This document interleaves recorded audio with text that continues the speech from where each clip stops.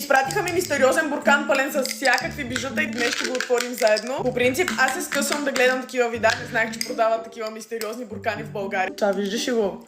Трябва ми! Първо имаме няколко стикерчета. Ето това е Instagram страничката. Ако искате и вие да си вземете такъв буркан, много е забавно. И за подарък е много добра идея. Теглим първо. О, мага, това е дънков чокър.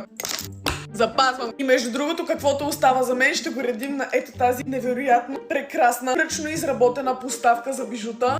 Този малък бизнес, Инстаграма и ТикТока са Apple by Pepa. Хора!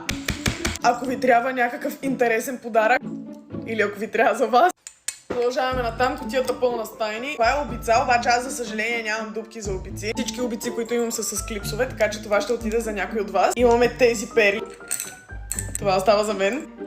Най-сладкото гердан, това остава за мен. О, мъгъла. Това е част от бижу. Това е statement piece. Това е айконик. Абсолютно да. Това остава за мен. О, това е много сладък ключодържател. Малко розово и синьо меченце. Аз имам страшно много ключодържатели, така че този също ще отиде за някой от вас. Имаме една стич значка, знам точно на кой ще я подаря. Имаме още един чокър. О, мами, това е за мен. Shut the fuck up! И малкият детайл тук. Are you joking? Ще го оставя на поставката. О, добре, стигнах до това сладкото лилавото, което гледах. Стига! Просеко ли е това? Това също е statement piece. Това, дами и господа, също остава за мен. Още един много сладък ключодържател на стич, който също ще отиде за някой от вас. О, мага, човек!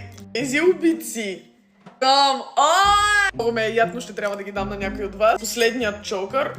Това е камуфлажен чокър, който също смятам да си задържа. И последно в бурканчето, последен чифт обички за вас. Тутуру, ето ги, пълни са с глитър. Ако искате да спечелите нещата, които останаха за вас, последвайте ме в Instagram, Линшо се пише там. И напишете коментар в този TikTok, кое от тези бижута много ви хареса. За тази поставка аз нямам думи. Gorgeous! Това беше от мен!